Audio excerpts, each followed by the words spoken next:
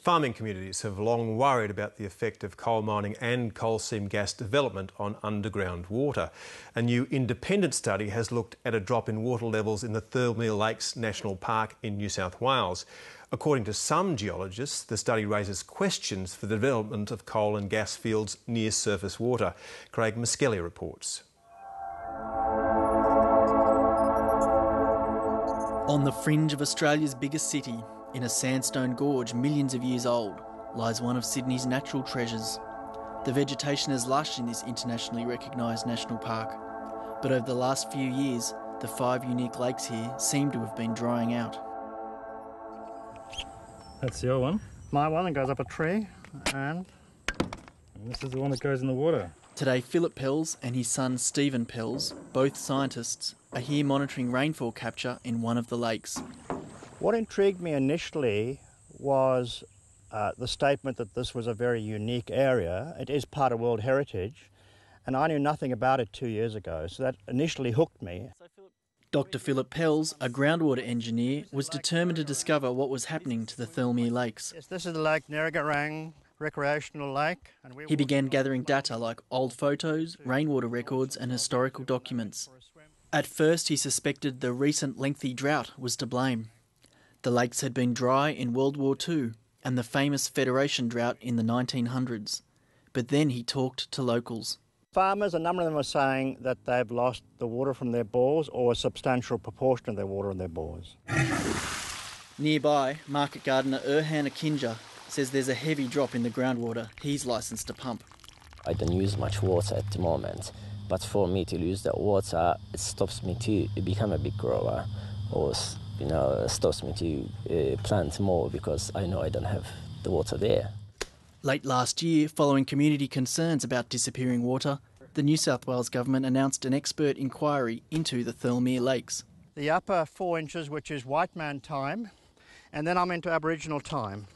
Philip Pells has now modelled the water levels in the system of 5 lakes, and it's his new hypothesis that up to 2 metres of water has just vanished.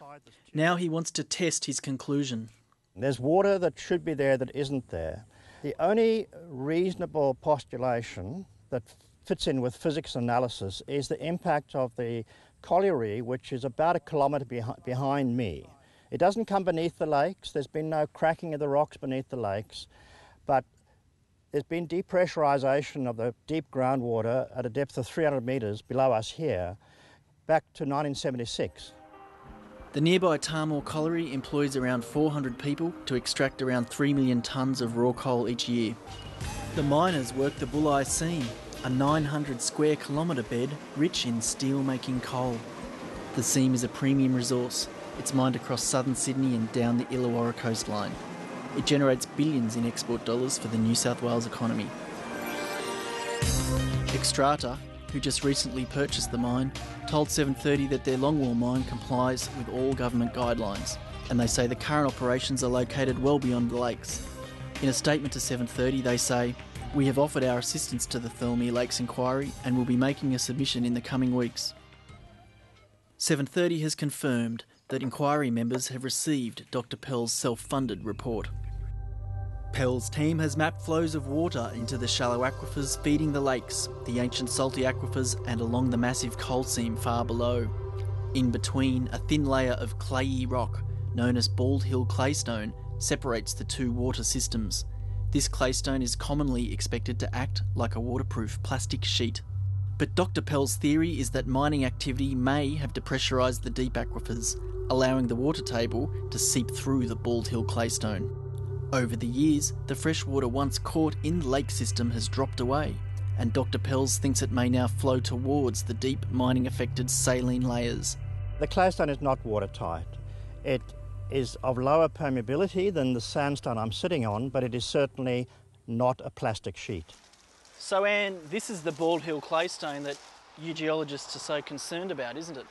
The current accepted idea is that the Bald Hill Claystone is an impermeable barrier that stops water coming from the Hawkesbury Sandstone through down into those deeper aquifers.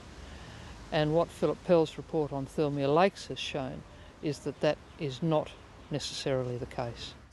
Anne Young is a globally recognised expert on Sydney's sandstone formations, and she says Pearl's claystone argument is convincing. Water can move through, and under natural conditions it will do so slowly. For her, Pearl's views raise new questions for both coal and gas industries across the Bulli Seam. The geologist already has long-standing concerns about impacts like excessive drilling through layers and the surface extraction of underground water from deep salty aquifers. But now she also wonders about the possible connection of aquifers above and below the claystone. The big unknown is the impact on those deep aquifers. Now, none of those deep aquifers are useful as drinking water or irrigation water, but we don't know whether alteration at depth can affect the aquifers that we are concerned about near the surface. It is possible that we can interconnect aquifers that are not currently connected. 50 kilometres from the lakes, in Thirlmere, on the other edge of Sydney, a coastal community is talking about whether a new CSG project is a threat to their water catchment. And if you'll allow me to add one word, talk. They're spearheading local protest against coal seam gas exploration in their end of the massive Bulli Seam.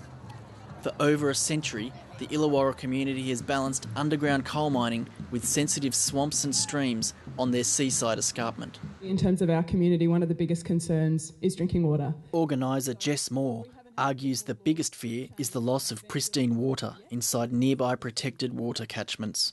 These areas provide a buffer zone to actually ensure the drinking water of, it's actually 4.3 million people. So our catchment areas actually feed through to water storage areas that are accessed by Sydney, the Southern Highlands, the Illawarra, so 2/3 of the population of New South Wales. Apex Energy, the company drilling exploration wells in the area, says its exploration project safely taps existing coal mines and has been thoroughly reviewed by government authorities.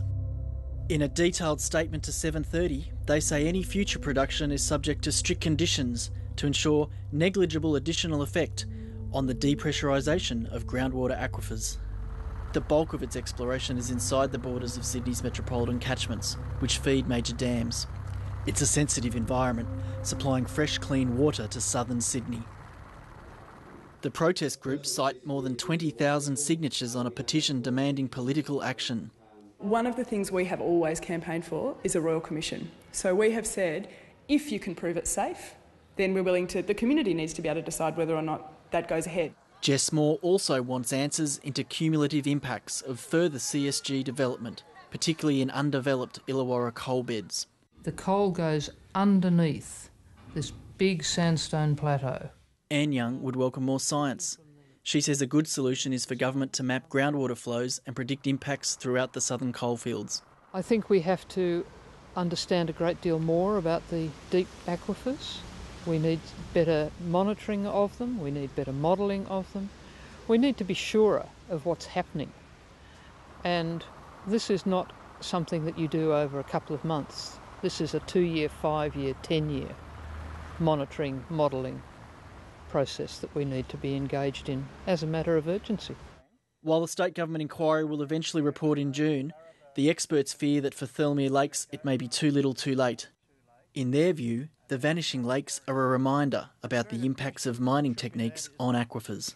The challenges that this research could throw down to CSG is that some or many CSG projects should actually not go ahead. Why?